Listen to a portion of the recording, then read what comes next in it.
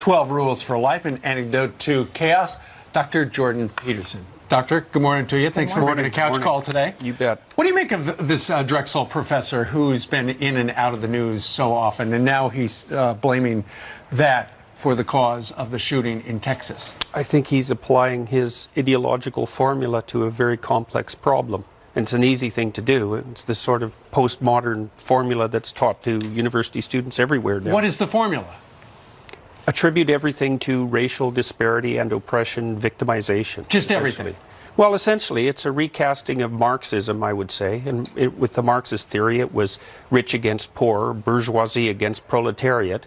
And that was recast in the 1970s as oppression due to group identity, essentially. And so that's where identity politics came from. It's a formula you can learn in about a day, and then you can use it to explain everything.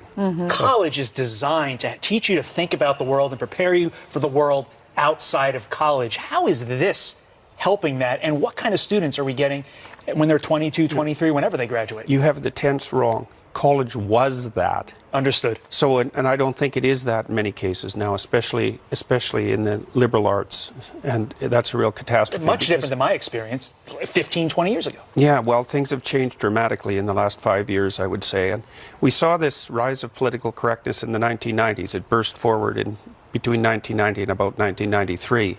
And then it seemed to subside a little bit, but it's back with an absolute vengeance now.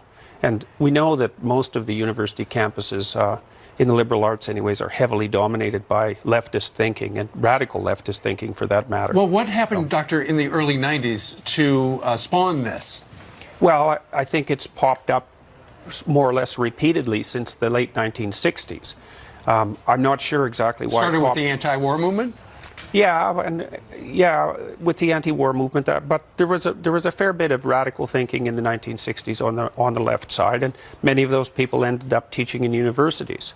And so, and with the rise of postmodernism, that's a huge factor. That was a French intellectual school that was a transformation of Marxism into identity politics, essentially. And because I think, in some sense, because it requires almost no intellectual effort and leaves you with an overwhelming sense of moral superiority, it's very attractive to people.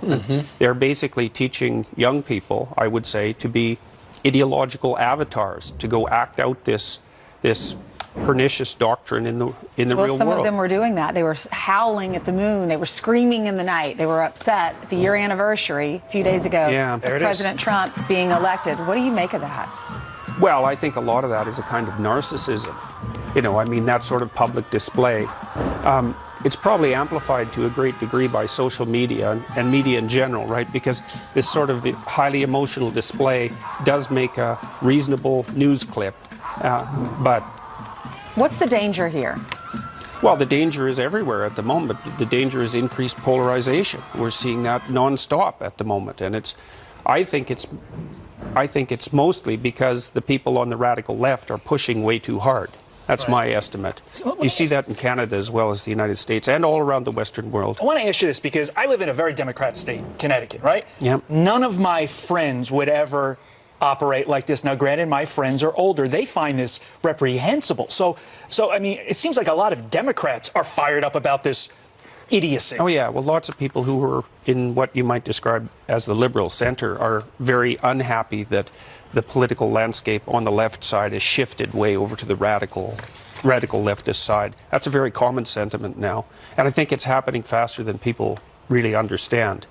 So it's almost impossible to overstate how influential these postmodern doctrines have become and how they're seeping in now into corporations, mostly through HR departments. I read an article, and it was about Barbara Corcoran, and she was talking about people she hires and doesn't hire. And when she's investing in companies like we see on Shark Tank, she says if you're a victim, she hates the word victim and people who have that victimized mentality, where they are the victim, woe is me.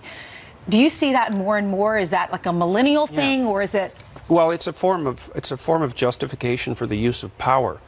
You know, if you're a victim and you can ascribe moral superiority to yourself, then you're justified in the use of force. And I did a paper with a student of mine who toured the mass graves in Eastern Europe and Yugoslavia with the UN, and we looked at the precursors to genocide, and one of them was an enhanced sense of victimization that allows you to lash out at the hypothetical perpetrators before they before they do anything because you're being victimized. You saw the same thing to some degree in Nazi Germany. Yeah, Hitler. Because, yeah, well, Hitler felt very victimized. yeah, Hitler claimed that the Jews were victimizing Germany, essentially. And so once you're a victim and you have all the moral status that goes along with being a victim, then you can't do any wrong, essentially.